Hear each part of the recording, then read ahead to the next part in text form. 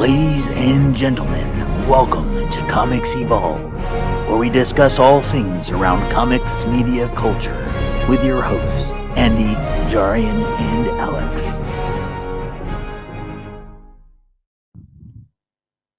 Welcome to Comics Evolve with myself, Andy Stead. And I'm Jarian Gibson. And I'm Alex Stroud. How are we, chaps? Alex, how's your week been? It's been pretty good. I think I got a couple Funkos this week. Found a crazy old comic book in my collection that I didn't realize I had. Nice. Yeah, so 1965. Yeah. This one's been beat. I was kind of putting some stuff in storage. I'm putting a lot of my Funkos and stuff in storage now, and was moving some stuff in and was going through some old comic books that I had in storage and found that, and I'm just like, okay, that's pretty cool. So Nice. yeah, so pretty much been what I've been up to, That old stuff's got such good character as well, hasn't it? It is, and it's so old, and the covers falling apart and stuff like that. And I bought it like that because as soon as I saw it, I was like, I just never see anything this old, and so I bought it because it was just so old. I mean, this comic book is older than me, my parents, it's really old, for me. So in comparison, so I'm like, wow. So I just kind of want to keep it as a little piece of history, just keep it there. Yeah, I remember speaking to somebody and they were saying about old weathered books, weathered comics, weathered anything really, and they were saying that each page sort of tells a story. That sort of dog ear on the corner and the fingerprints and the sort of tears and the stains. It's like a timeline of that item. Every sort of imperfection, it has got a story that comes with it.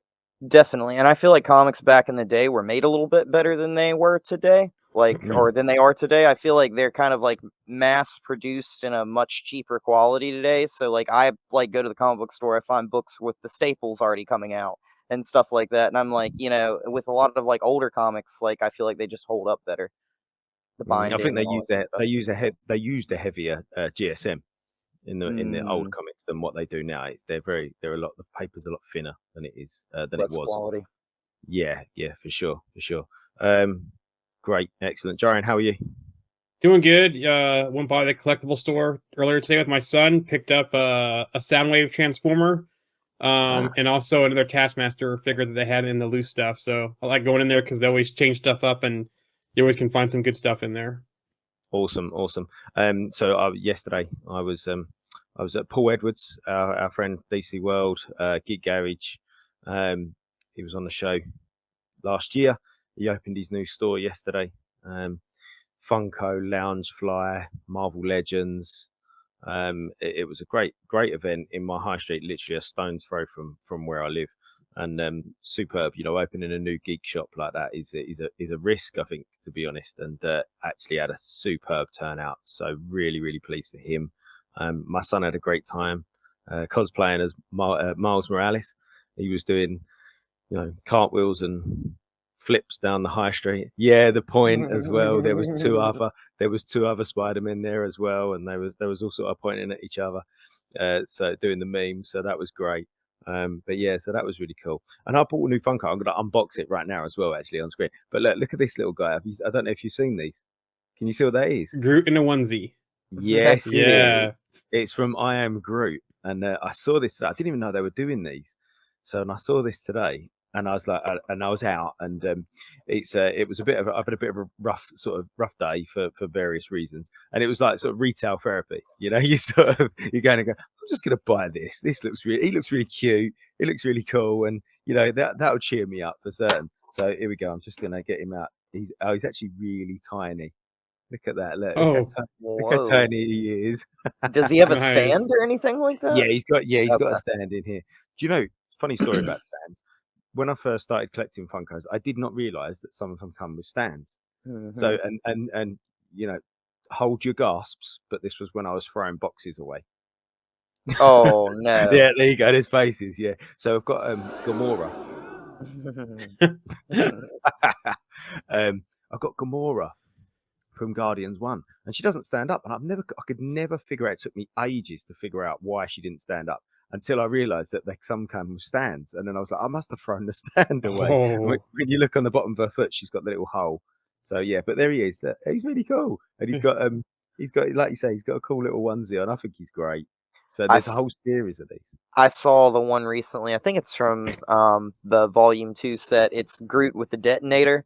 And I saw it in Walmart, and it's where he's like trying to figure out which button to press or whatever. You know, he doesn't know what to do. And I was just sitting there, I was looking at it, I was just laughing, thinking about that scene in the movie. And I was like, you know, like I actually want to buy this. And I was like, no, I don't need any more Funkos right now. You know, like, he's such a comic character, isn't he? I was just looking on the back of the box here for the I Am Groot Funkos. You've got Fancy Groot, which is when he's wearing the leaves as a dress and he's doing the doo-doo-doo like that. You know, you've got this one Groot in a onesie. You've got another Groot in a onesie where he's got a head torch on and he's got a little magazine.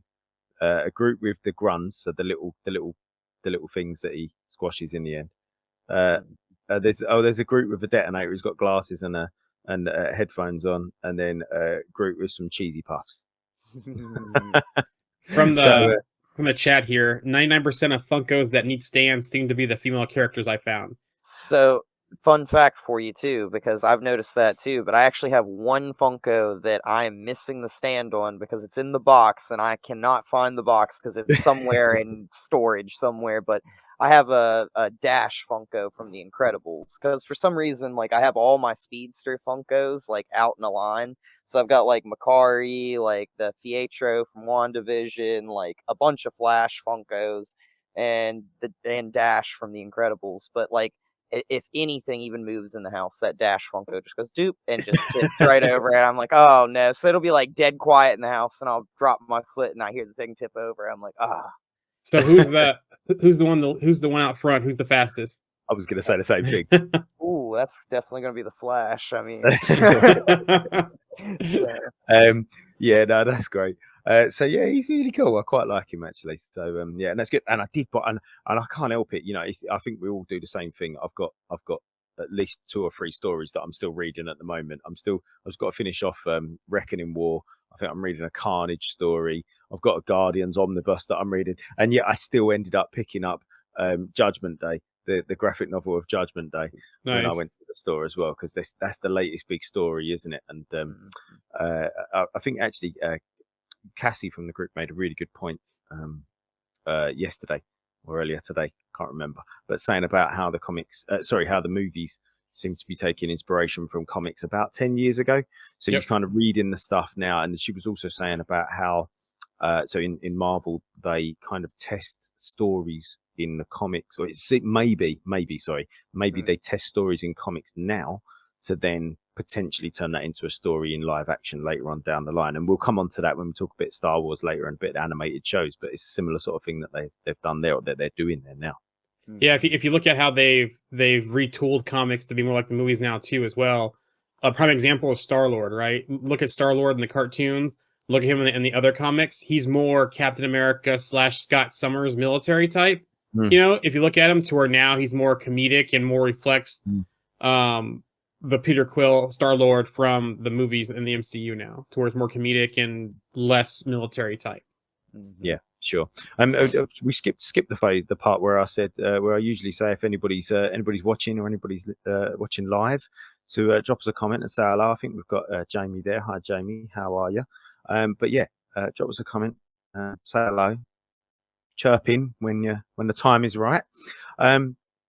So yeah, and we haven't got any particular subjects to talk about today. We've got a few news items, and let's work through those now, Jaren.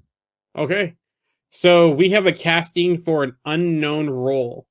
So Paul Addleston joins the MCU. In an Instagram post, he said an ATL for the MCU. He's been in The Menu, The Greatest Beer Run Ever, Private Practice, and Prison Break. He's also been in a few episodes of Law and Order SVU as well. He does have a beard and stuff, and I don't know if that's going to change from his Instagram picture, but he is down in Atlanta where they're filming a couple things right now. So interesting to see what role he ends up playing, because we got Blade starting to film. We've got Agatha's filming. We got NWO's filming. And there's something else that's filming now too. So Mhm. There's a couple projects right now concurrently filming down in Atlanta, so it'll be interesting to see what he ends up playing in the MCU. They film a Yeah, lot of stuff in Atlanta, don't they? Yep. they do. Usually Yeah, I think it's Atlanta and London, the main two Yeah. places they film. Wow. yeah, I think they're quite versatile places. Hmm. I remember when we had Tom on from Stepping Through Film, and he was saying about all the sort of different places that substitute as, you know, different areas of the world. There's a lot of so a lot of the Star Wars stuff was filmed in London. They used a lot of the buildings, the sort of 60s and 70s builds in London to sub in as imperial, you know, on Coruscant and things like that. That's cool. From the chat, says Echo 2, wasn't it? And I think Echo is done filming. I think they're just waiting to release. And then also from the chat, or Daredevil, I can't remember for sure. Daredevil's actually filming in New York right now. So it's not filming down in Atlanta. But there's like 4 or 5 projects concurrently filming down in Atlanta right now. I think when it's New York, it kind of has to film in New York. Yeah. Mhm. You can't trick anybody and say this isn't New York. Although having said that, the Captain America First Avenger, where he got the super soldier serum, that was in Manchester, actually, in England. So that was subbed in for, you know, 1940s New York. Yep. Hmm. Interesting. Yeah, I remember a friend of mine. His daughter was working on the movie. Well, she wasn't working on the movie. She was in the sort of PA staff for some of the people that were in the movie, and she didn't even know what she was doing. She didn't know what film she was working for. She just knew she was there, and she was like, "Yeah, there's." He was saying to me, "Yeah, you'll probably know what it is. There's like." You know, Chris Evans is in it, and apparently Samuel Jackson's in it, and you know, there's another picture, and I was like, "It's Captain America."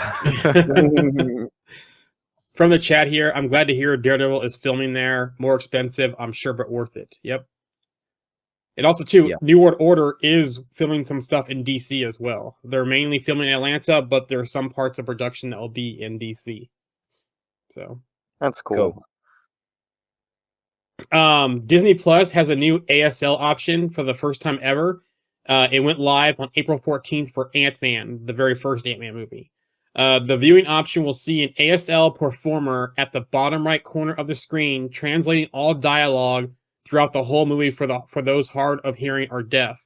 And we know we've had some in the MCU, and some of the projects too. So it's good to see they're adding this option. For those who are hard of hearing or are deaf, they're going to have that live translation going during the film. Yeah, sure. I can't believe that's the first time. That's amazing. I would have expected it to have happened before this, but yeah, that's great. Yeah. Brilliant. Yep, that just went live this last week. Here's a controversial one, because we know the Ezra Millers of the world and the whole thing with the Flash stuff and his trials and tribulations. But there is some talk of Kang being recast in the MCU. So insider Jeff Snyder has said, even though there hasn't been any movement on the Jonathan Majors front, I've heard that's the kind of actor who, if Jonathan Majors got the boot as Kang, someone like Damson Idris is the type of person that Marvel may look at to replace him if that in fact happens. Now, I have no comment on this. I'm gonna let the legal process play out. I'm just gonna say, if they do in fact recast Jonathan Majors, why not bring Michael B. Jordan back? That same energy he had as Killmonger, what we saw from Jonathan Majors Kang in Quantumania, that would be an easy slot transition into, and be able to bring Michael B. Jordan back as a big face character for this phase. I feel like this is such an interesting situation because it's almost like this couldn't have happened at the worst possible time, because this happened immediately after Ant-Man comes out, where we have the post-credit scenes where it's like every variant of his is Jonathan Majors. So, it's almost like, we've seen all these Jonathan Majors now. So if they decide to recast him, I mean, yeah, we'll be able to move on with it and everything like that. But it's just like one of those things, that's just really kind of just like a kind of moment. But the other thing that really bothers me here is his lawyer came out some time back and was he's innocent and all this kind of stuff, and these charges haven't been dropped against him. So that leads me to believe that maybe there's something going on here. Maybe there's some kind of reason they haven't dropped these, and maybe that's like the reason why this discussion's starting to come about now, you know? Yeah, I have no say on the matter. All I want to say is that those texts that came out that his lawyer released did not make him any better looking at all. And like I said, I'm staying out of it. I'm gonna say if they recast him, my pick's Michael B. Jordan. Bring him back as King. It just couldn't have happened at a worse possible time. Like for the story, for this to come out, for this to impact the MCU. Like if they recast this, like it's awful. Yeah, I'm sort of on your train, Joe, at the moment. I think that adding noise to the situation he's not gonna improve anything for anybody. Not going to improve anything for Jonathan Majors. Not going to improve anything for Marvel. For any victims that may be out there, or for any fans, it's not going to make any difference. So, like you said, let the legal process take its. Do what it's saying to let him take its due course, and then we can have extensive discussions. As and when or if it comes around to that point. But I do agree. This whole situation is not at the right time for Marvel Studios at all. Yeah, I'll just add. Go ahead, Alex. I was just going to say, with Phase 4 getting kind of like a lot of flack and everything like that, and Phase 5 kind of like starting off a little rocky, with like a lot of the audience and stuff, I just don't think this helps things. Like, I understand it's a very bad situation, and I completely get that, but the thing is like, from a Marvel Studios perspective, from looking at these movies, this is just not something that they need to happen right now. Like, and they just put like the entire like Phase 4, Phase 5, and maybe Phase 6 on Major's back. So where, it's going to be kind of like him as the main villain. So like, it's a bad situation. From the chat here, prosecutors don't like to drop charges. It's very rare. Once charges are made, they'll let it play out in court. None of us know what actually happened, but I hope it's not bad and they keep Jonathan. I love his acting. It's a crying shame. I agree the time really still really sucks. The last thing also about this too is there is a woman victim involved, and hopefully whatever happened, she's getting the support and help that she needs, because like I said, those texts that his lawyer released does not make the situation any better. That's all I'm going to say about it. I just hope that she's getting the support and help that she needs. Agreed. Let's move on. Yep. Daredevil, Born Again. From the set photos, it appears the actor Harris Yulin, Ozark, Ghostbusters 2, has joined the cast. If you're not sure who he is, if you've watched Ozark, he is the old man in the house. Yes, that the birds live in. Yep. So he's been seen in, I think sitting on a bench with, Matt Murdock in the set photo. Sorry, I was blank there. But yeah, so it looks like he's in the series now, and that's a pretty solid actor. I'm really looking forward to this series. Yeah, I went quiet on my Netflix rewatch, picked it back up, Jessica Jones. So that sort of reignited my my excitement for the new Daredevil series in the MCU, and I'm hoping, I know that didn't Vinny D, didn't he say the other week that the tone was going to be similar? And I'm always I know, Alex just done exactly what I was just about to say. I'm like, I believe it when I see it. Yeah. I'm sure the Punisher will be the same tone too. And Deadpool. I'm sure it'll be exactly the same. Saying that, I think Deadpool will. I think they kind of made a sort of I think they kind of made a promise to themselves with Deadpool, but I don't see the Punisher or Daredevil being the same time. Maybe I'll be wrong. I just don't see him chopping somebody's head off and dotting an eye with it, like like he did in that one movie. Like, let's be real. Like, this the Francis dead bodies. Yeah. Like, it's not. We're not gonna have like ridiculous things like that. Like, there's a moment in that where like he's like talking about like all this ridiculous stuff, like running somebody over with a Zamboni, and he's like, "You're dead in 5 minutes." Like, when I get there, like, it's just like, you wouldn't see that, I don't think, in a Disney movie, like, No, I know, I appreciate what you're saying, and I think you're absolutely right about the Daredevil series and the Punisher and all that. But I think when they took Deadpool on, They kind of said, look, we're going to sort of stick true to this, and I think a lot of the people involved probably they seem like they're staying involved because of that. But again, believe it when we see it. However, let's bring the conversation back to the Daredevil. I don't actually believe that it'll be anything like the Netflix series, but even if it can take the essence of that tone into a Disney series, I think that will be okay. I think I'll be able to deal with that as long as they get the characters right and they have the same, like I said, that their essence is the same. Does that make sense? Yeah. I mean, I don't think that they really have to like nail too much. Like, I think everybody's gonna love this show because we love Charlie Cox as Daredevil. Everybody wants more of Charlie Cox as Daredevil. But I think like the ultimate issue here is just like, can they replicate something? The problem is people want them to catch the same tone but tell a different story. And that's almost like going in two different directions at the same time, From the chat here, and this is what I was thinking as well, because this is a great point. I looked at Moon Knight as a gauge for Daredevil. So you can do a lot of stuff they did in Daredevil on Disney Plus and in that series. Use, Moon Knight as a gauge for it. Also, use some of the off-screen death type stuff they've done and still kind of gauge up that type of stuff. So this is a great comment here about that, but also to another follow-up one. No more CGI gymnastics from Daredevil. So yeah, 100% agree. Yeah, 100% agree. It's unnecessary.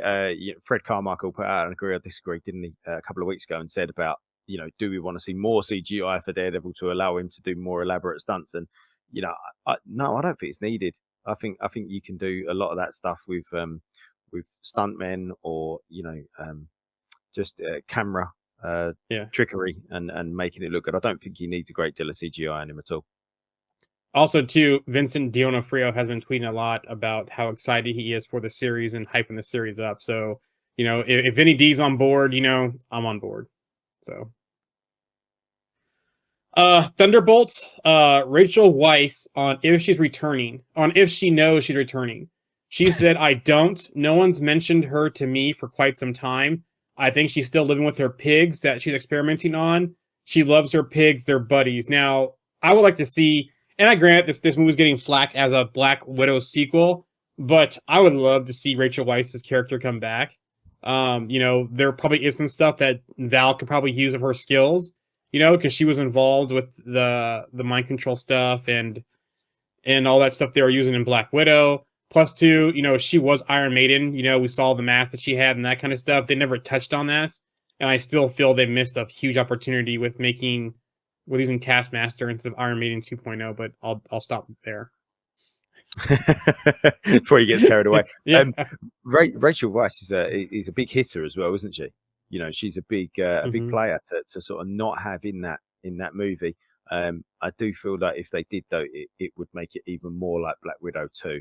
I wouldn't mind seeing her again. Whether we need to see her in that project, I don't know.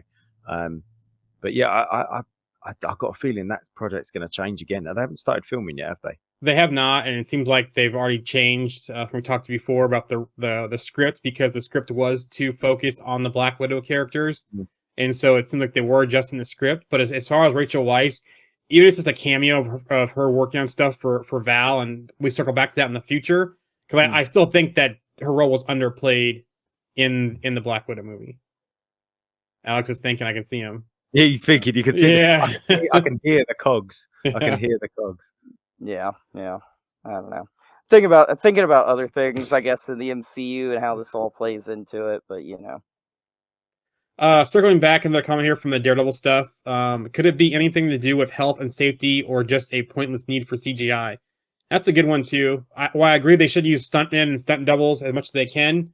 If they need to touch it up with CGI, go for it, but don't make it all CGI. This is not the Ben Affleck Daredevil movie. I don't want to see that level of CGI gymnastics, but to help it or as a tool, sure. That was bad. That was really bad. Yeah. That costume was bad too, to be honest. But, that movie was bad. That costume didn't seem to fit him right.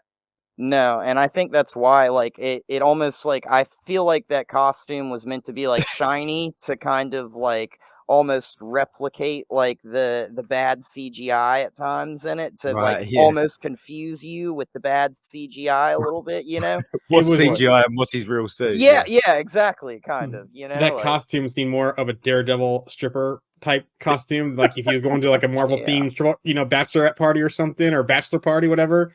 And they got a Daredevil stripper. That's the costume that he would be wearing. Anyways, moving on. my problem is I love CGI because like I go back and see like the old Hulk TV show or something with Lou Ferrigno. I can't watch that. That is You absolutely can't? I love unbearable. those. I cannot stand it. I watched this one where he turns into the Hulk, Bruce Banner does, and the police come in and they're like, "Oh no, it's the Hulk!" And then he just grunts and like Betty runs out in front of him and is like, "Don't do it, no!" And there's a hole in the wall, and he just like hobbles off screen. And I was like, "This is awful! Like, how do people watch this? Like, I cannot go back and watch it. Like, you know." But back then it was amazing. Everyone thought it was incredible.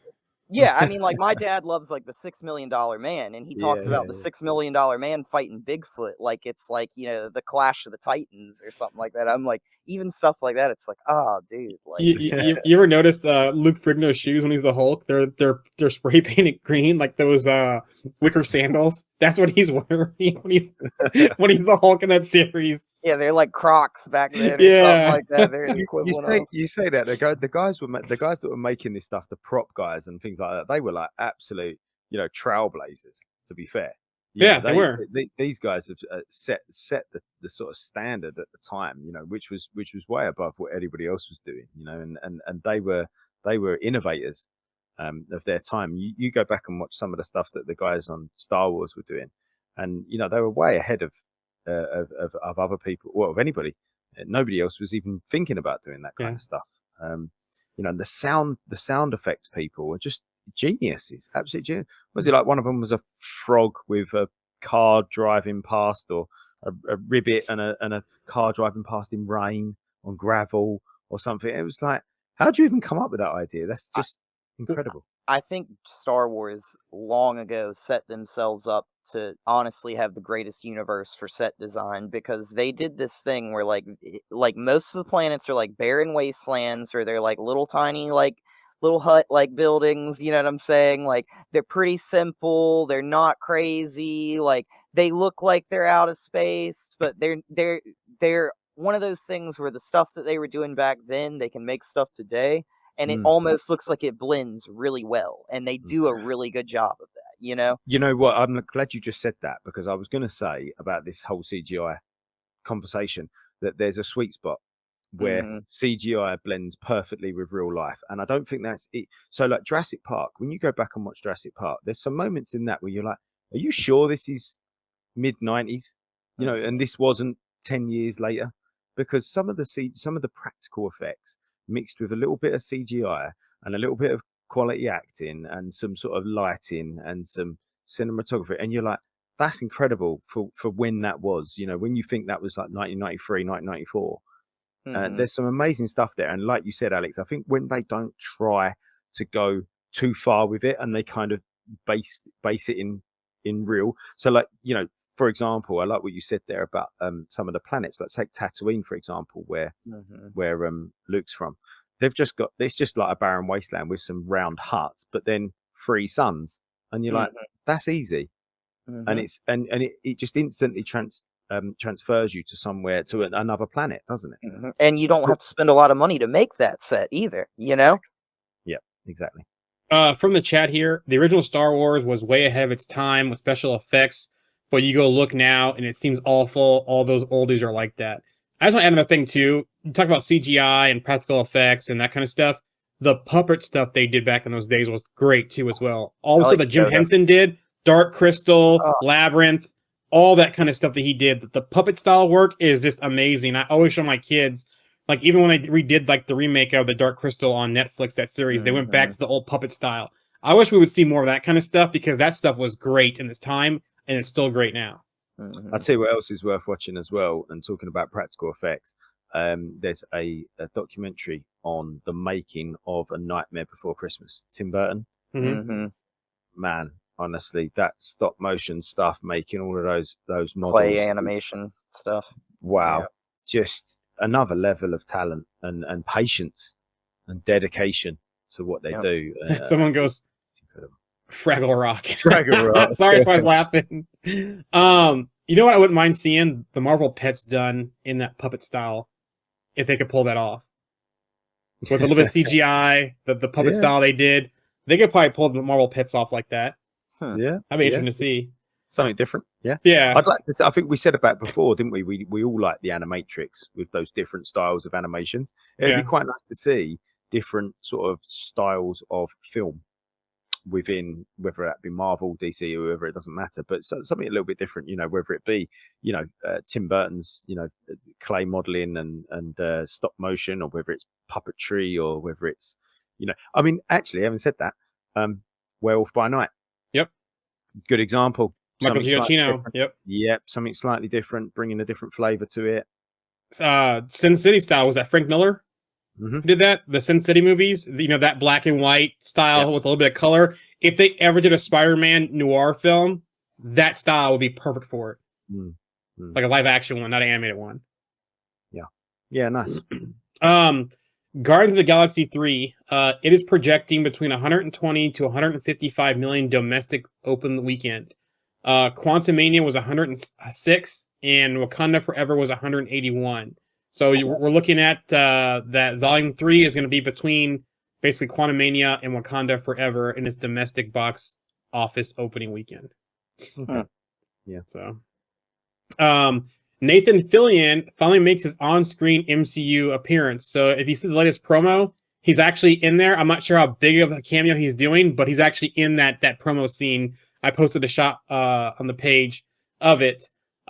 He voiced Clint in Guardians of the Galaxy 1, the blue guy in prison that said, I'm going to rub you down with, and then go to town. That's the guy he voiced. He also was supposed to be Wonder Man, Simon Williams' appearance in Volume 2, but those scenes were left on the cutting room floor. So he's finally making his appearance. Who didn't he play Martinez, the crystal guy, in Volume 2? Who played him?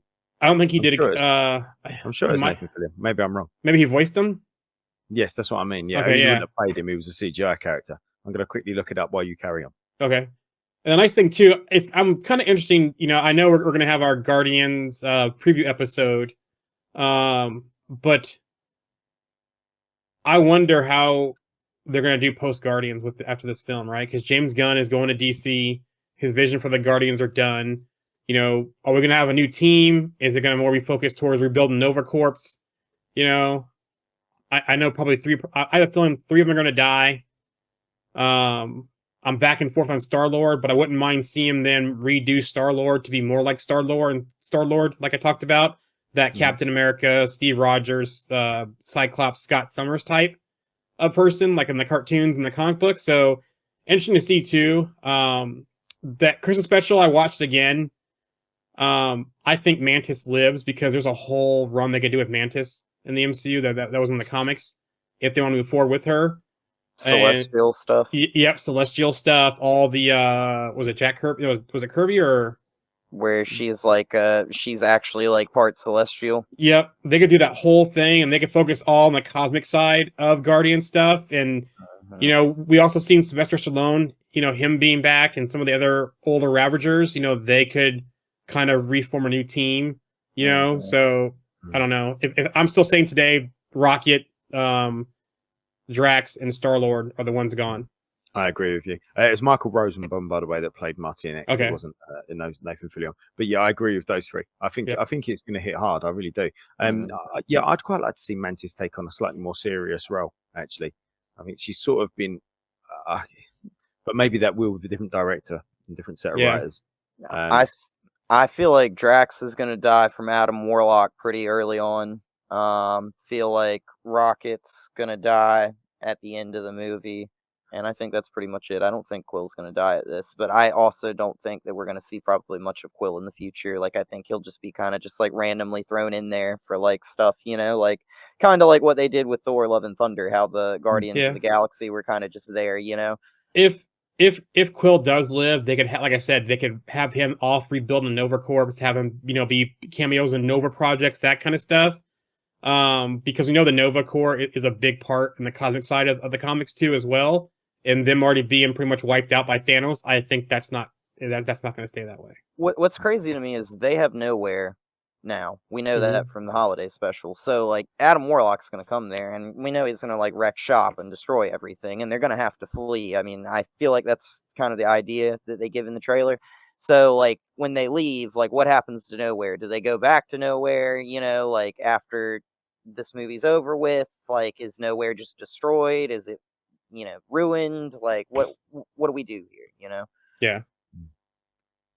The other thing too, I just went blank again. Never mind. We'll talk about that. Probably I'll remember for the preview episodes. That's also about Guardians. Deadpool 3. Remember last week we talked about that Morena Baccarin was in talks and wasn't sure. Well, guess what? She is back. So is Stefan Kapisik, who plays Colossus. They both are back for Deadpool 3. So I really like that Colossus version. Yep. I thought he was really fun, and I thought he looked fantastic actually. And I think a little bit of tidying up on the seat. Talking about CGI, a little bit tidying up on the CGI. He just seemed to ping a little bit too much for me. And I don't mean that in a because he was shiny. That's not what I mean. He didn't seem to sit into the scenes as much as I thought he could have done. But I liked how he looked. I really liked his kind of he's the sort of gravitas that he brought to the scene, and yeah, I thought he was really cool. So yeah, looking forward to seeing more of him for sure. Circling back to Guardians of the Galaxy from a chat here, I really like to see Peter meet Kitty Pryde down the road. So that'd be interesting. Yeah, we gotta get X-Men first though. Jumping ahead a few steps. Yeah. There's a rumor about Captain America: New World Order. And this is an interesting rumor because is this a flashback or is this actually going to happen in present day? But the rumor states that Isaiah Bradley will be suiting up for some action against the Serpent Society as part of his return. Now, I wonder if there was a past Serpent Society and it's a flashback, or the new Serpent Society that they're going to establish in this film. He is older, and he probably still can go at it, but it'd be interesting to see him suiting back up.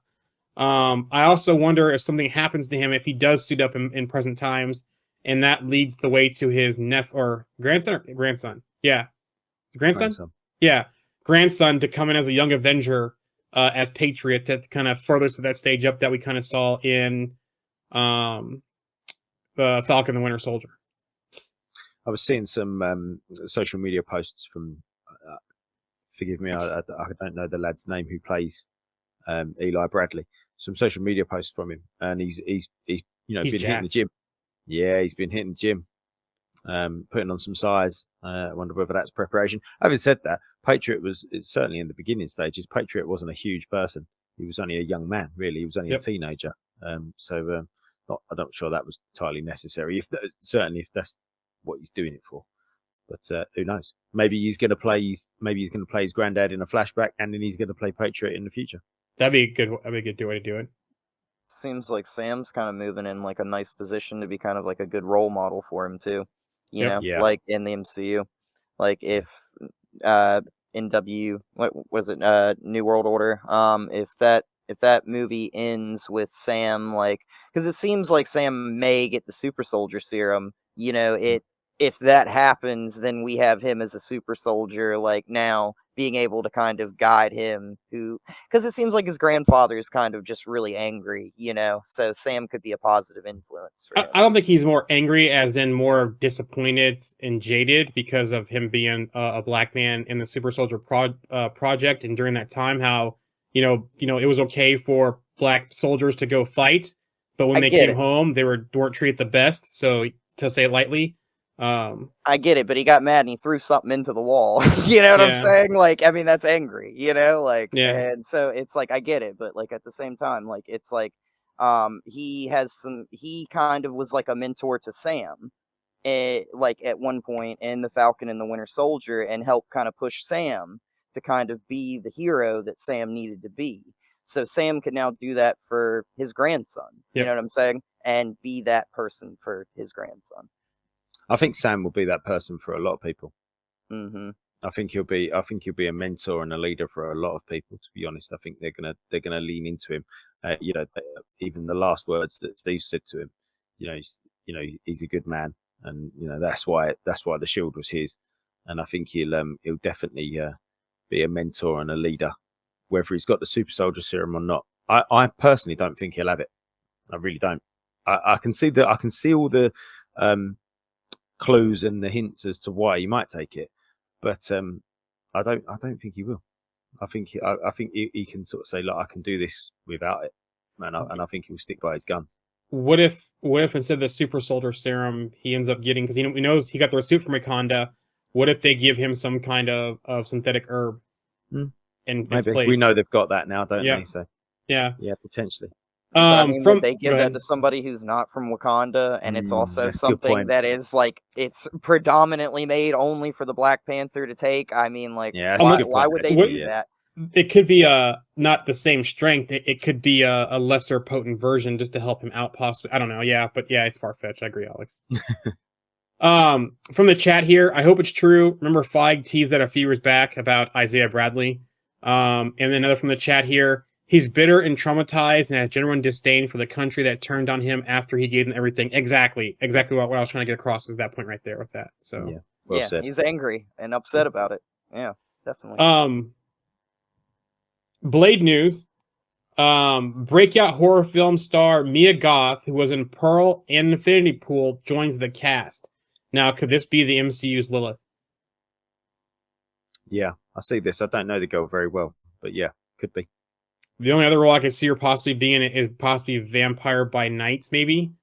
Who is Jack Russell's niece, who got bit, by a vampire and became Vampire by Night. But you would think that would come more through that title stuff and not someone like Lilith. I'm trying to think who else she could be. I just don't know if they do Lilith after doing Lilith in that Midnight Suns game. Like, Okay. Do you not see? I think that might be the exact reason to do it. To kind of fix that, Well, not necessarily to fix it, but well, maybe, yeah. But or familiarity. Yeah, that's what I mean. Yeah. Yeah, I mean, I guess, like, I just don't think, like, I mean, there's, like, you go to, say, like, a GameStop or something here, they're giving those Funkos away that came with that game because, like, people weren't even coming to pick up the games or the Funkos, like, that they were pre-ordering them. So I just don't think that, like, I bought that game, I still haven't even finished it because I was just kind of, like, at a certain point, I was like, all right, this is fun in the beginning, but, like, after a certain point, it's like playing StarCraft almost to me. It's kind of weird. But yeah, I don't know. Like, I'm just not a big fan of it anymore, so it's kind of hard for me, I think, for them to relate that to try and use Lilith to bring her in my opinion. Okay. Speaking of that dark side of the universe, there is some chatter out there that Aubrey Plaza might be Mephisto, the daughter of Mephisto. That'd be cool. In Agatha. So think about it. If we get Lilith, the daughter of Dracula, Mephisto, the daughter of Mephisto, could we be doing the daughters type thing in here on that horror side, possibly? Something to see as well. So I wonder if she could just be Mephisto, like, just be him changing forms, going back and forth. Like, we get him as, like, Sacha Baron Cohen, whatever his name is, at one point. We get him as Audrey Plaza at one point. We get, like, it's just one of those things where it's just, like, him taking different forms throughout shows and stuff. I think that'd be awesome. Yeah, that would be. And that was the chatter early on. So Yeah. it could go either way. Mm-hmm. Moving on to non-Marvel stuff here. Remember we talked about Frank Grillo last week? Well, I have some DC news around Creature Commandos. Frank Grillo will star as Rick Flag Sr. in Creature Commandos. Didn't one of you call that last week? I'm sure one of you said that. I know we were talking back and forth about it, but yeah. Grandfather, father, is that what he is? Okay, yeah. Yeah. In addition to Grillo, Viola Davis and Sean Gunn, who have previously been revealed to be reprising his Suicide Squad, the Weasel. So we know the Weasel's back with Sean Gunn. Viola Davis is back as Waller. Sean Gunn will also be voicing a CGI robot as well. Creature Commandos will feature Steve Agee returning as John Economus, Maria Baklava making her debut as Princess Ilana Rostovic, Zoe Chow making her debut as Nina Mazursky, David Harbour making his debut as Eric Frankenstein, and Alec Tudyk, a DC vet who portrayed Mr. Nobody on Doom Patrol, as Dr. Phosphorus. So they have some heavy hitters voicing some of these characters. Mhm. And you also see it looks like because Maria Bakalova, she was also in Suicide Squad as well, right? Mhm. So I think so. you're seeing Gunn using a lot of familiar people in these movies That's his and MO. projects. Yep. I mean, I don't really think he ever does anything any different. But I mean, the thing is Tudyk's been like a veteran voice person forever. I mean, he's done so much in DC and so many other like project shows, you name it. Like I mean, he's recently been in Harley Quinn. He's Mr. Nobody in Doom Patrol. I mean, like he's all throughout. Like there's tons of other roles he's played. He voices the Joker in Harley Quinn, I think it is, and a couple other characters like Clayface and stuff like that. So like, he's a top tier voice actor and he's incredibly funny. Like Yeah, and very talented. Yep. yeah, and this whole class or this whole cast is littered with talented people is kind of what I'm getting at. But he just always stands out to me because he's so fantastic. He's good. He's gonna though anyway, and that's the point, isn't it? It Yeah. doesn't matter what cast you put him in, he will stand out. Yeah, Doom Patrol had him do a scene where he's sitting on a toilet reading something, talking to the camera. Like, and I thought it was funny. And in anything else, like I'd be like, wow, this is ridiculous. But it was funny because of how he did it. Like. From the chat here, Alan Tudyk is always excellent. So Mhm. the chat agrees with you there, Alex. And Yeah. I'm looking forward to seeing this project and how if any of this crosses over with other projects or into any of the live action stuff too as well. Especially with we know Weasel and Waller going the animated side, who are they going to pull back into live action from this series? So Weasel didn't really talk much. No, just made lots of noises. I'm incredibly disappointed that we're seeing Weasel in this. I wanted to see Warren the Wolfman, but we got that replaced with this character from Suicide Squad that eats children.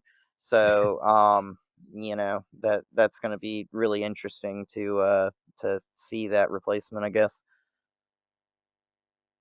Moving on to Star Wars news, the Mandalorian news we have here. Din Djarin actor Brendan Wayne teases the finale tone. This next episode is going to make you wish you hadn't asked for more. It might just hurt too much. Somebody's dying. Yeah, whether it's Din Djarin or Bo-Katan, and I know after probably next week, since the finale this week, we'll probably catch up on our review. Also got to say, Paz Vizsla has become my favorite Mandalorian after this last episode. I won't say more, but if you watch Voltron, in some parts he kind of reminds me of Hunk from Voltron in some ways. And so I've been calling him Mando Hunk or Hunk Mando as his nickname, but he's become my favorite Mandalorian. And if you watch this last episode, you'll see why. Yeah, I think that talking of Star Wars, they're leaning very heavily into catching inspiration from the animated shows, from the Clone Wars and from Rebels. And speaking to a few people that were at Star Wars Celebration last week, a lot of the cosplaying. There was your standards, apparently, your Wookiees, your Stormtroopers, your Mandalorians. They were all over the place, as they always are, from what I understand. But I was told there were very little Lukes, Leias, Hans, Landos. There wasn't many of those, or Jedis just in general. They were there, of course they were, but there was lots of people playing characters from the animated shows. That was quite popular. Lots of Ahsokas and lots of Kanans and lots of Heras and Twi'leks in general, and Thrawn and all of these new guys that are not to say new guys, they're not new, but these characters that sort of originated and were sort of shown a little bit more of in the animated shows. And this goes back to what Cassie was saying about the way that Marvel are doing things, where they sort of 10 years ago, the comics are kind of being used in the live action MCU now. And I was saying to somebody the other day about how Star Wars is now doing in live action the shows that were sort of 8, 9, 10 years ago. I mean, Clone Wars was quite a while ago now. Yeah. But the people that were watching it, the fans that were watching those shows, were 13, 14 years old. And now they're 20-year-olds. Yep. And they're sort of growing up with the process, and so that they want to see these characters in live action. It's only the same as it just took a little bit longer for Marvel and DC to do it, at least in in any good quality. Well, actually, I'll say that in good quality. We had the Batman in 1989, which was fantastic. But only the same as that, isn't it? Really, that you've seen these characters on a page, and now you're seeing them in live action, and Star Wars are doing the same. Yeah, and also it would be kind of a shame too to kill all the Mandos off if they end up doing that, because just outside of Star Wars, you mentioned the cosplay. So I'm a fan of the NFL team in Washington. They were the Redskins, and they were the Washington football team. Now they're the Commanders. Well, you've got a portion of the fan base who dressed up as Mandalorians with the colors of the Washington Commanders. So cool. It's not just cosplaying at Star Wars stuff. It's crossing over to other things like sports even for that mascot. So yeah. I don't think they will kill off all the Mandalorians. I don't think that'll happen. Yeah. Well, we'll talk next week. There's some theories I have about some thoughts I have about the last episode. But anyways, from the chat here, I think it'll be a mistake to kill Din off. Which, yes, he's been the main point of the show. These first couple seasons, but there's other Mandos out there they could focus on, or they could just make it a general Mandalorian Tales type show as well.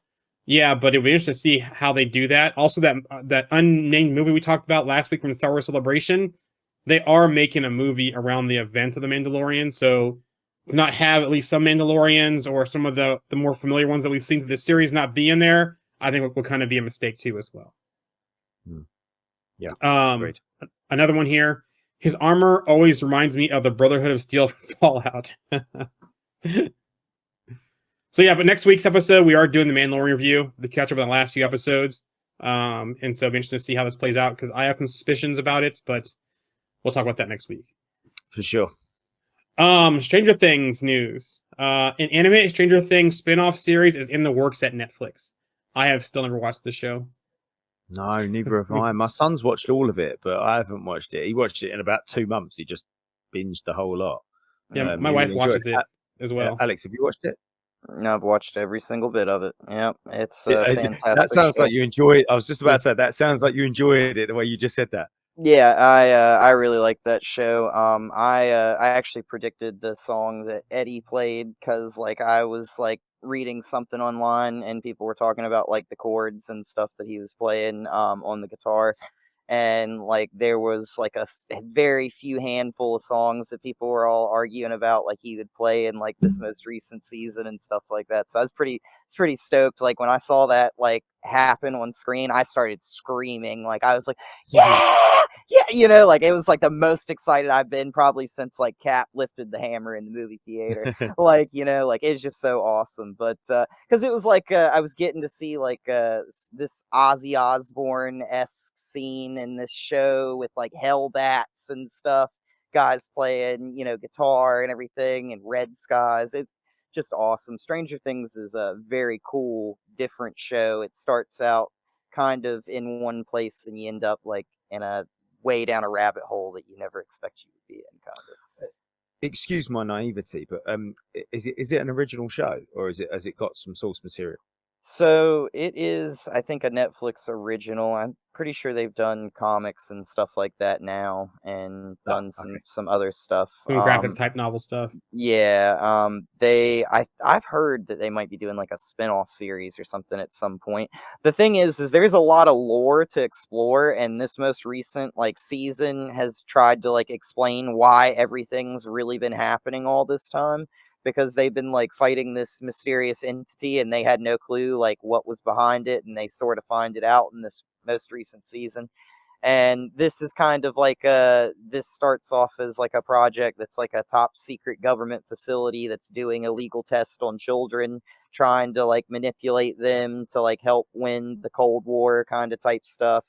And then they end up opening up a rift to the Upside Down, which is another world that's our world, but it's a parallel universe where there's these creatures that run, and they start bleeding through into our reality because of what they do, and they can't stop it. And there's this one creature that wants to get here, and it's trying to push through. So very in some ways reminds me of Superman in the Bizarro World stuff, when you said the Upside Down world. Mm-hmm. They did on Superman this last season in there. Mm-hmm. So That was Stranger Things in 25 seconds, Alex. Yeah. And I mean, you throw in a lot of U.S. and Russian like animosity from back at that time, and yeah, that's pretty spot on. Something you said. Sorry, you got more Stranger Things. No, I was saying from the chat here, but go ahead. Oh, okay, yeah, go for it. Yeah, because I was saying from the chat here. Love Stranger Things, so that's something I was gonna say. Yeah, there's a lot of love for that. Something you said there, Alex, about the lore of Stranger Things and exploring the lore, and you saying about the spin-offs that might be doing that. Looks like John Wick's doing the same. Because John Wick, they've got a couple of spin-offs for the John Wick show. You've got the Continental and you've got the Ballerina. Yep. That are going to be spinning off from that, because that's similar, isn't it? I mean, there's a lot of lore in John Wick that you kind of find out as you go along, and you do understand it, but it's just always been there, and that's the first time we've seen it as a viewer. So it'd be nice to expand on some of that. And who was the actor that we just lost from John Wick? I cannot remember his name off the top of my head.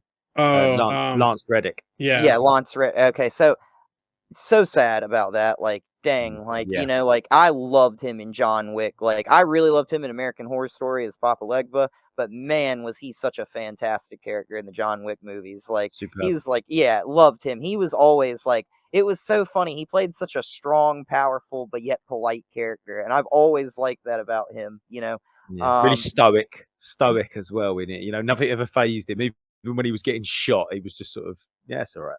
Yeah, and John Wick's one of those things where I just feel like people just love it. They love how gruesome it is, and people just like love the fight scenes and stuff like that. And you'll probably like see maybe one day there will be John Wick 10 or something, like there'll be like all these extra John Wick properties, but John Wick Jr.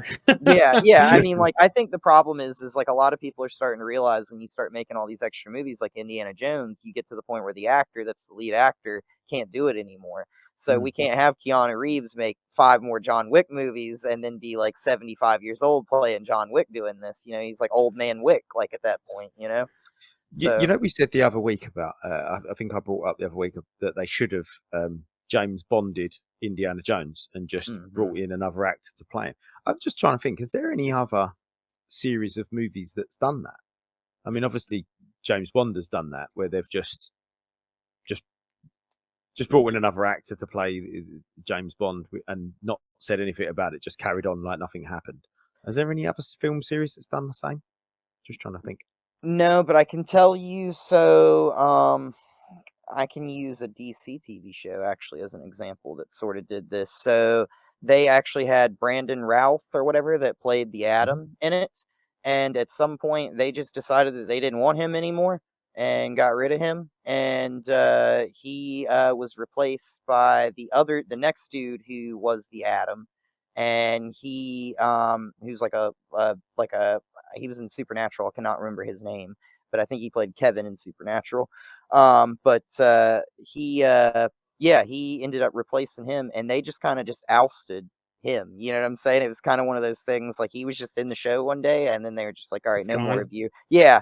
And he also played Superman, like somebody said. He was in the Crisis of Infinite Earths little crossover event they did. They brought him back as Superman for that. I know the guy you mean now. Yeah, Brandon Routh. Yeah. No, not but yeah.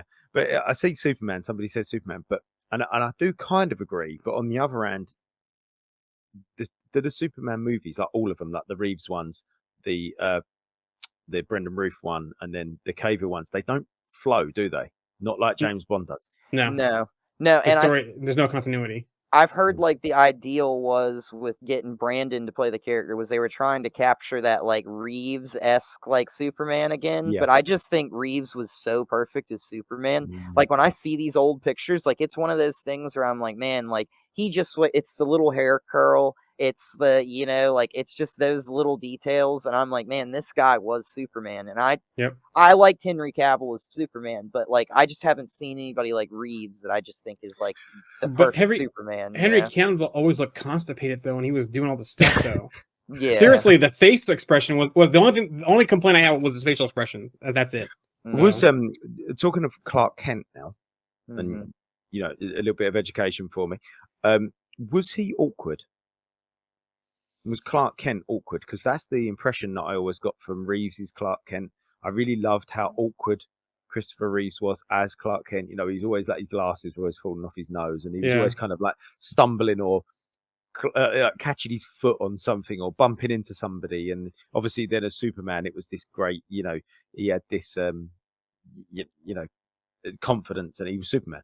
Have you seen Superman and Lois at all, the TV show? No, I haven't. Okay, so I feel like that show really captures the Clark Kent personality really well, because like Clark Kent's one of these that like Clark Kent as a young man, like growing up until he learns that he's Kryptonian and he can do all these things. Like he's just a regular kid, right? So he's kind of like a shy, kind of like esque person. Then he finds out he can do all these things, but he's still kind of that way. But he's kind of goofy in Superman and Lois, and so he's a parent, and he's like the goofy dad. Like he wants people to think like there's a scene where he's walking carrying a water cooler, and he's like acting like he could barely carry this thing. Like he's like struggling, and he's nailing it. Like, and his son runs up and he's like, "Here, Dad, let me help you pick this up." And he's like, "Even though I know that you can just like lift like a car over your head," and he's like, "Yeah, well, thanks, you know, haha." But it's like, it's an act for him. Like he's like, he is that way, but he's like he's like a Boy Scout deep down. He's like, you know, he's moral center Superman, you know, he's just a good dude. Like, outside of Christopher Reeves, that the actor that plays Superman on Superman Lois WB, that's the best portrayal of Superman outside of Christopher Reeve. And they should put him in the movies. I'm sorry, you know, but if you're gonna do Superman the DC and that kind of stuff, bring him in. He plays the role very well. Both sides of the role. They gave like a rebirth to the Superman character sort of by giving him his sons and that, and giving him that like father-son relationship with them. I felt like that was sort of like a refresher, because you can only do the same characters so many times before it's like, okay, like, all right, here's Superman and Lois again and their story, like them falling in love again, like, you know. And so it's nice to kind of get like a spin where they go back to Smallville instead of leaving Smallville, you know. Speaking on this theme of mantles and that kind of stuff, here's one from the chat comments here. I like to see something new, actually good with Escape from New York franchise. Obviously, we'll need to replace Kurt Russell. So Snake Plissken. Snake Plissken. Yeah. Plissken, yeah. Yeah, that was a good couple of movies there, wasn't there? Yep. And a cult hero as well, Snake. So yeah, that would be pretty cool. You know, can it even be done? I mean, it should be able to be done, shouldn't it? I mean, James Bond can't surely be a one-off. There's other things that, you know, could be done there. Circling back to what you guys are talking about with John Wick and the actor Lance passing away, he was my fan cast for Norman Rad's Last the Silver Surfer. He would have been so great. He had the perfect voice for it, you know. The presence, the voice, the stoic. It was that voice that was like commanding. Like when you'd hear him talk, you just want to hear what he's got to say, you know? Like, awesome, dude. Last piece of news, going over to Super Mario Bros. Actually, hold on. We had a chat here, a comment here, back to the Mandalorian stuff. About if, you know, we talk about possible deaths and so forth. The comment goes, he's a cash cow. Him and Grogu are good together. I feel like they need to be headliners in the new movie coming up. And yes, I believe that could be a big miss if they, you know, don't have those two in that movie they're making, just because of the whole series and all that kind of stuff. So, from the chat comments here again, RoboCop.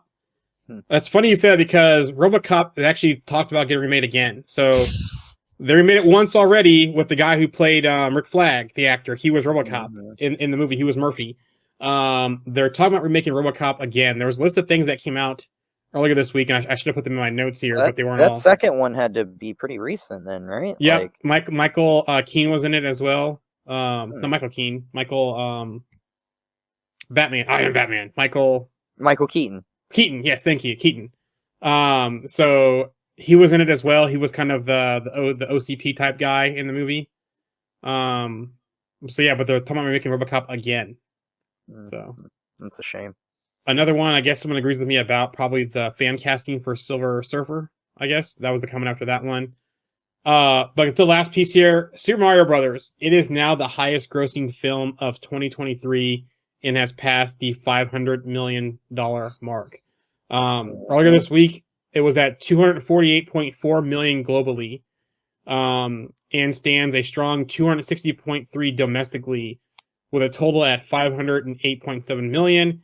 That was before this weekend happened, and it's getting more. So, Good, yeah. good for Mario. Yeah. I feel like that's going to be $1 billion film when it's all said and easily, done, you know, easily. like, and it's going to be one of those things where they're going to start to be like, hey, like, let's make a Zomus movie, or let's make a Link movie, or, you know, let's make a Zelda project or something. Have you seen there's a graphic going about, obviously somebody's made an edit of you know, like a reveal, you know, a timeline reveal at a con or something like that, and it's got all these different like games put on a timeline chart of when they're going to release these movies. They could do it. Like Why not? Yeah, they could do it. You could do it. Yeah, why not? I would love to see a Punch Out movie. You know, you could make that game into a movie. But I mean, you know, if you got to think about it, like we just had Sonic come out not long ago, and Sonic was a game, you know. So it's like I feel like like people like Sonic, like, you know, a lot of people like Sonic. Mario's a lot bigger than Sonic, you know, but like Mario's kind of the one that's going to blow the door open, I think, for a lot of movies if they want to try and make more, you know. Yeah, I think you might be right. Was it you that were saying last week about the about, you know, movies or shows that have come from games? Because, and again, in the same vein of what I was just saying about the Star Wars animated stuff, that the people that want to see live action Star Wars stuff now were the children or the young people that were watching Clone Wars and Rebels, and the people that want to see that. Also, on the other hand, there's people that want to see live action computer games, and they were children, you know, 5, 6, 7 years ago. So games that were around 5, 6, 7 years ago to be adapted into live action. So making, like, I feel like projects like based on like games is almost kind of like smart in a way, because it's like, you know, if the game was popular based on sales, and you know, based on like people talking about it, like how much of like an attachment has been created to these characters in the game Mortal and Kombat. everything. Yeah. So like then you start making some movies and stuff like that, and then yeah, I mean, it's just like another layer of capitalization that you get to add on to what you've already done. And it's almost one of those things where it's almost like, hey, like it just makes you more dimensional as like a product, I guess, you know? From the chat here, my nephew went to see Mario. He loved it. Yeah, my kids loved it. My wife loved it. My daughter was like gun ho to go see it. Also here, I wanted a live action Pitfall, the old Atari game. That actually would make a good one. That's like a jungle type game where they can go through and do that kind of stuff. That would be an interesting one to do. Another one here, we're getting a new Street Fighter apparently, and hopefully they do that some service. You know, the 80s style one wasn't bad, but the Chun-Li one was not that good. They recently did with Chris Klein and Kristen. She was on Smallville. Lana Lang. Oh, okay. Oh, Lana Lang. That actress. Yeah. The one with Van Damme. I really liked it. I honestly really liked it. I was a massive Street Fighter fan as a kid. And yeah, I really liked that. That was probably one of the first moments. Everything that I've been saying, that was exactly it. You know, me as a kid I think, when was it? It must have been like 93, 94, maybe. Because what's her name? What's her name was in that movie too as Chun-Li. She was in Agents of S.H.I.E.L.D. Yeah. May. I mean, I can't remember that. Yeah, but yeah, she was Chun-Li and Kylie Minogue and Van Damme and yeah. But anyway, point being is that I was like, wow, look, there's Guile and there's Chun-Li and there's Kim and there's, Ryu and Ken and, Bison. It was incredible watching seeing these people real, it was amazing. So I had that feeling. So, I can see why people are getting it now. Mm-hmm. Another chat coming here. Fallout is coming soon. Talk of Red Dead Redemption series also. That'll be a great one. Who nice plays Western Arthur? Type. Yeah. Who plays Arthur? Come on, give us some suggestions. Who plays Arthur? I think he said last week Frank Grillo would play a good Arthur. I think. Yep. From Red Dead. Yeah.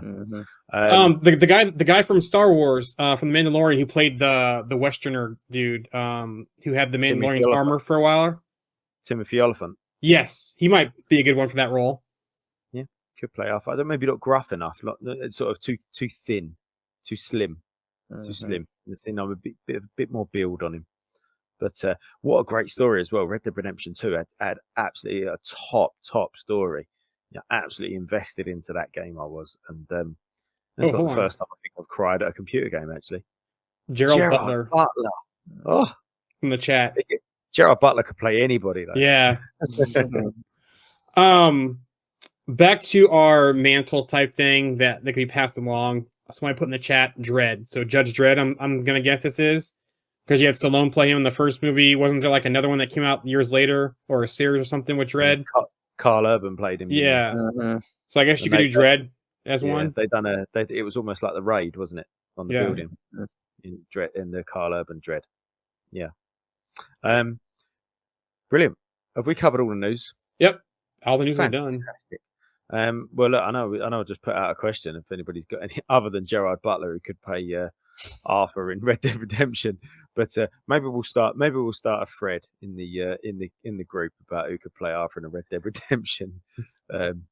So I'll tell you something funny. I have never actually played through either of those games. I think I played one of those for about like 30 minutes in, and I think the one that I played was the one where you have to shoot the dog in the beginning or whatever, and I just couldn't do it, and I was just like, all right, I'm not doing this crap anymore. Like I was like, all right, I'm not gonna do it, and then the guy shoots the dog anyways, and I was so mad after that I was like, I'm not playing this game, and I think I rode around on a horse or did something, but I didn't do much. Like I was just like, I can't play this game, and I took it and put my foot down. Yeah, I took it and traded it in, and I got something else. I was like, I'm not playing this game anymore, and yeah.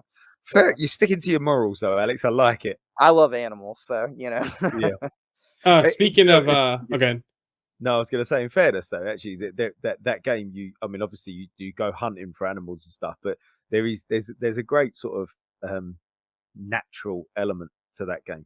You know, you collect herbs, and you know, you can go hunting, and you spot animals, and you can sort of draw them, and there's a really sort of nice, calming nature to that game that I think is missed when you think of it just as a shooter, because it is just a shooter as well. And I mean, if you play it online, it's just like any other game online. You know, multiplayer online stuff is you just get shot every time you turn a corner. But when you play it on your own, there's this sort of element. I mean, I used to play it. I could play it for like 2 hours without doing a mission, just roaming around the sort of plains and, you know, hunting a deer and then just setting up camp, and it was great. I'd sort of forget that it wasn't real. It was like Ready Player One, you know. It sort of sounds like Skyrim, you know. Yeah. I mean, I've not played that game, but I know what you're talking about. Yeah, a little bit like that. Yeah, just get lost in it. Oh yeah, just get lost in building the character, doing little side quests and things, you know. Yeah. From the chat here about Red Dead Redemption, they both are very emotional games. And speaking of Ready Player One, aren't they making a sequel to that, Ready Player 2 or something like that? They're making a follow-up to that movie, I thought. Supposedly. Okay.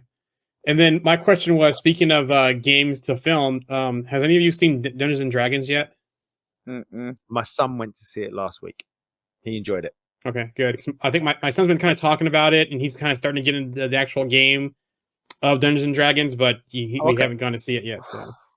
Yeah, so my son plays it a lot. I say a lot. He doesn't play it a lot, but he plays it fairly regularly, and he's into it, and he enjoyed the movie. He said it was good fun.